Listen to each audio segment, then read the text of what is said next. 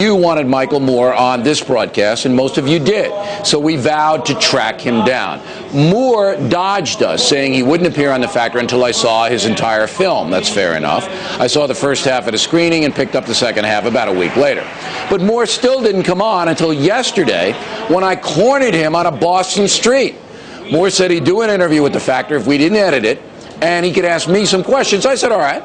So here is my chat with Michael Moore. We've not edited it, other than to go to commercial because we have to. So take a look. All right, here are the rules. Ready? I ask you a question, then you get to ask me one, and then back and forth. You all right with that? That's fair. We'll just stick to the issues. The issues. All right, okay. Good. Now, one of the issues is you, because you've been calling Bush a liar on weapons of mass destruction. The Senate Intelligence Committee, Lord Butler's investigation in Britain, and now the 9/11 Commission have all come out and said there was no lying on the part of President Bush. Plus, Vladimir Putin has said his intelligence told Bush there were weapons of mass destruction. You want to apologize to the president now or later? He didn't tell the truth. He said there were weapons of mass destruction. Yeah, but he didn't lie. He was misinformed. By all of those investigations come to the same conclusion. That's not a lie. So in other words, if I told you right now that nothing was going on down here on the stage... That would be a lie because we could see that wasn't the truth. I'd have to turn around to see it. And then I would realize, oh, Bill, I just told you something that wasn't true.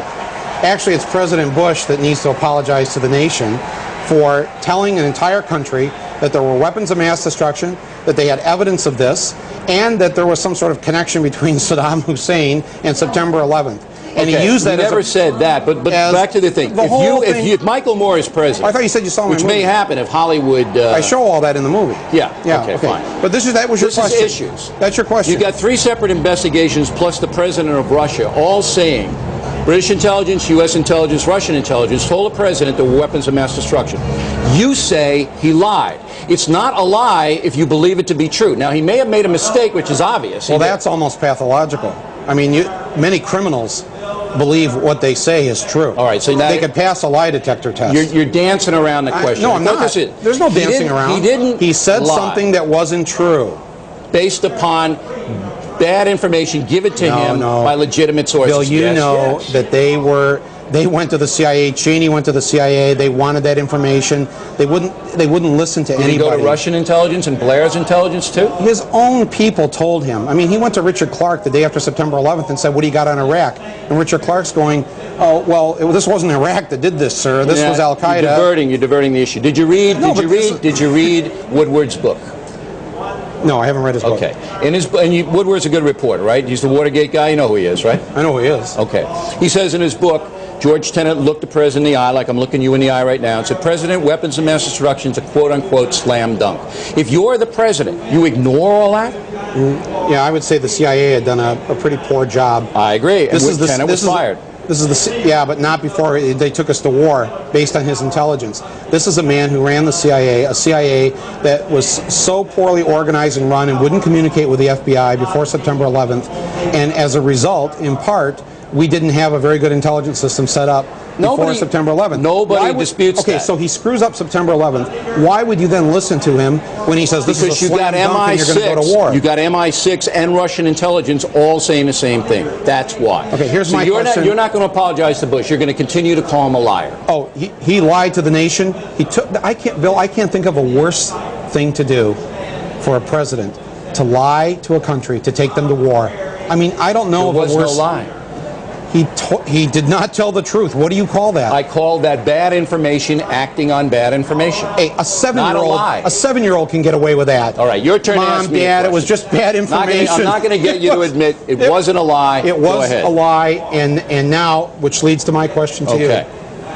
Over 900 of our brave soldiers are dead.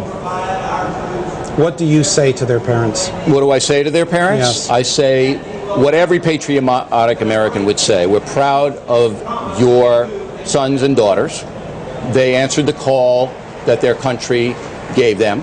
We respect them, and we feel terrible that they were killed. But what were they killed for? They were removing a brutal dictator who himself killed hundreds of thousands of people. But that is not the reason that was given to them to go to war, to remove a brutal dictator because of his brutality. Well, we're back to the weapons of mass destruction. But that was the reason. The weapons of mass destruction. That we were told we were under some sort of imminent threat. That's right.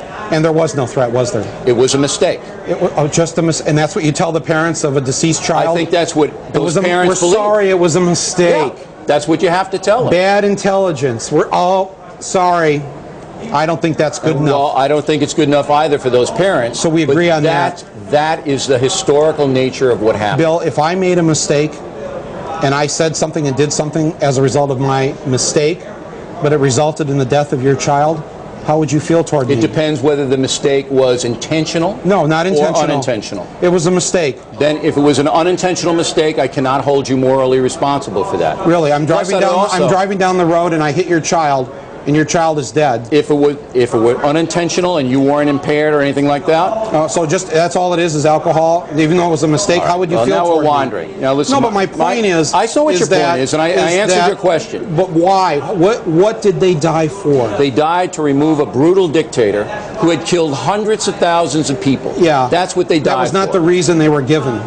Their weapons of mass destruction was a mistake. Well, there's 30 other brutal dictators in this world. All right, I got another question. Would you sacrifice, let me just finish on this, would you sacrifice your child to remove one of the other 30 brutal dictators on this planet? It depends what the circumstances were. You would sacrifice your own child for that? I would sacrifice myself, I'm not talking for any children, to remove the Taliban. Would you? Would you?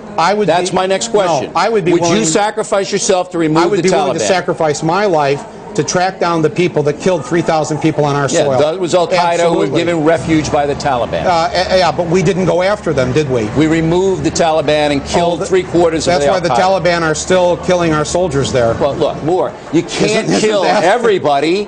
Come on. You don't, look, you wouldn't have even invaded Afghanistan, would you? No, I would have gone after the man who killed 3,000 people. How? Go to where, as Richard Clark says, our special forces were prohibited for 2 months to go into the area where they believed Osama was. Why was that? Yeah, that's my question to the Bush administration. Because Pakistan didn't want its territorial sovereignty violated. No, this was in Afghanistan on the border. Why didn't we even go there? We were there in Tora Bora. He got a 2-month head start.